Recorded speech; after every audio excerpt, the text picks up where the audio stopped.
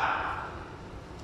But this love that God is talking about, there is something very particular that is God's love. First of all, He is the one in the first reading that we listen today.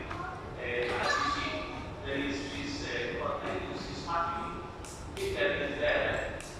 They are from the Gentile community, and you know the Christian community at the beginning there was a kind of division. Do we have to accept these people that do not belong to us? They were coming to Christianity not from the Jewish community, but from the Gentiles, because the Greek people at the time, Jesus more or less, Gentiles in the general language. And do we have to impose them the rules that we have? They have the rules of Moses according to the law. There was this question. And the church realized, this is the council of Jerusalem, this is the religions in these days. They discuss and they realize that there is something that God sees different than our human clothing. You know, in our human clothing, we have certain categories. We have those who belong to me, those who are my friends, and those who I don't like are not my friends. We make distinctions of people. Even among our friends, in our relationships, we have some people that we like more. There is other people that we don't like very much. Sometimes of course, we don't pray that they die, not good, that thing, but we don't like them. There are some people we don't like. And this is a reality. Even as priests, don't think that we are also holy. We have our own sins. In all of us, we have all these distinctions of people. Because this is our human understanding. It is our human way. God has a different understanding. God loves everyone. Without distinction. Gentile or Jew. In the time of Jesus. You know, a missionary has been working in China for more than 30 years. I came to Asia in 1995. Here at Hong Kong, I landed in the World Airport. I worked in Macau, and the first years in Macau. Then mainland China since 2007. I teach in the Holy Spirit Seminary, also known to be here.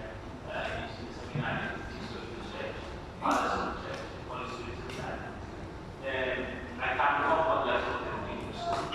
Most of my time now in China.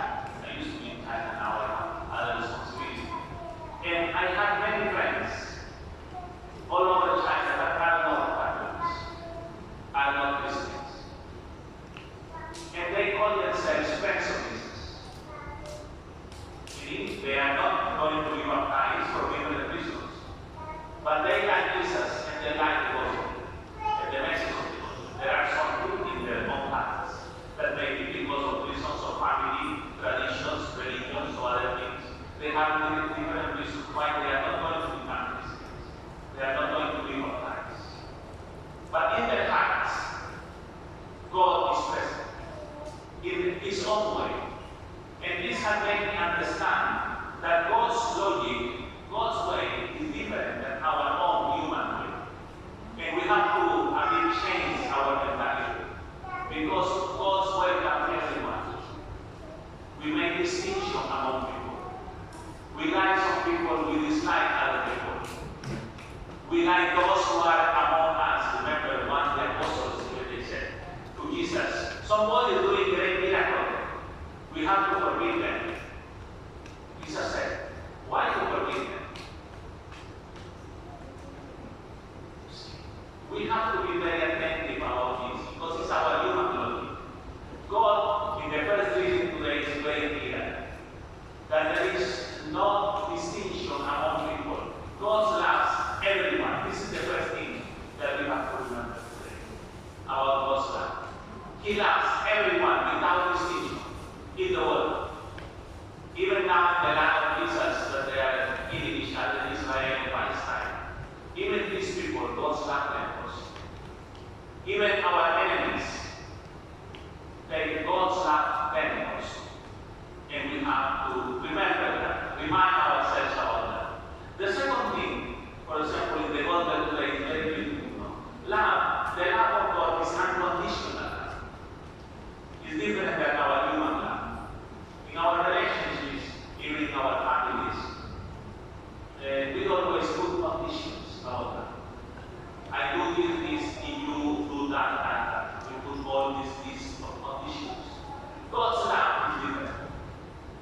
God so loved the world that He sent His only Son to save us, not to condemn us, not to condemn us, but to save us. And this is the mystery that we have been celebrating during Holy Week and all this Easter season, trying to understand that the risen Christ is present here, is the light of the world, but He died for everyone and He gave His life without conditions, just to tell us that our life also we should request under all the grace to sometimes eliminate these kind of conditions, that we should be sincere, should be honest, without conditions. The gospel Jesus said here, remain in me, abide in me. This is what the gospel is telling us plainly. In His love, if we are united, remember last week, united to Him, to the vine, we will bear fruit. If we are separated from Him, we will not bear fruit. Today, Jesus goes beyond, this is my commandment, that you love one another as I have loved you. What is our mission in the world as Christians? What we are called to do, all of us baptized people, we have to love others. You see, love is very concrete. It's not words, because sometimes we think that love is just words. Words is easy to say. That's it for all of us. To speak about love is nice. You can write, there are many poems written about love.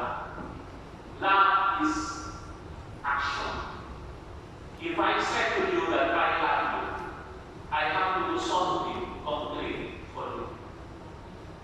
It's not just to say, I love you and I don't do anything, especially if I see that you are in need. Any kind of thing that we have now. This is something important because here Jesus is telling us that God's love is very concrete. Like love is real, it is done, it is made in action in our own lives. And then we have to remind ourselves. Because many times we do the first part of love. We speak about love. We sing about love. We write beautiful poems about love. But we remain without any action towards our brothers and sisters. That's why Jesus is telling us, this is my commandment, that you love one another as I have loved. When Jesus is giving us this commandment, that you may love one another, is inviting us to action. Love is concrete. And each one of us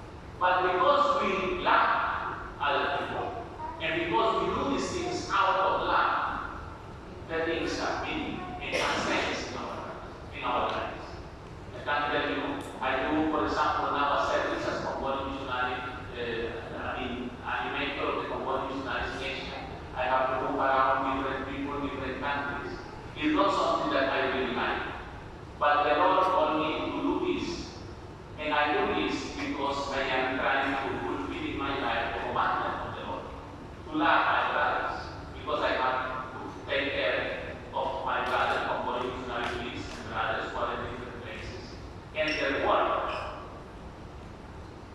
You also, in your daily life, in your work, in your family, and what you do, you have also to make concrete actions that the love of God become real action in our own daily life.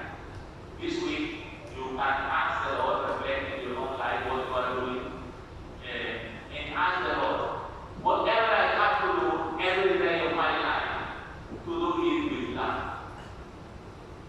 What consoles us is the last word here in the gospel that are so beautiful. Jesus said to us, no longer do I call you servants. I call you my friends. We are not servants of the Lord. I tell you a story, very simple, another story. There was a father of the church called Saint Irenaeus. Irenaeus was a bit upset because in his time he was a bishop in Lyon, France, in the 4th century. Many people, they want to be like angels. They want to be like angels because it's not the angels. Everyone wants to be like angels. No? And Irenaeus was a bishop, said this thing. You know, the angels are pure spirits, but they are servants of God. You are children of God. You are friends of God. We are higher than the angels. An angel is a servant and will remain always a servant. We are sons and daughters of our Lord. We are His children. I no longer call you servants. I call you my friends. We are all friends of God. This is an honor for all of us. Christians, we have to be very thankful to God because we belong to Him. We are part of His family. We are His children. He loves us as a father and as a mother. And therefore, because He is our father and He is also our mother, we are brothers and sisters. This is something very important. We cannot make distinctions among ourselves. And the last thing is here, you did not choose me, but I chose you. You see, if you are Christian, if you are Catholic, it is because the Lord has chosen. Some years ago, a person in China asked me, in Xi'an, this big city in China, Father, why I don't have faith?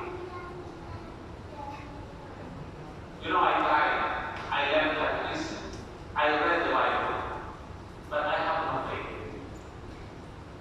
The answer is very simple.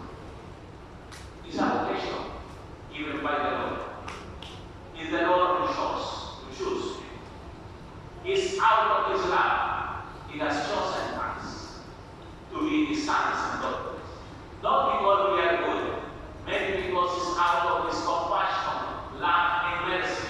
He has chosen us, and He has called us His children.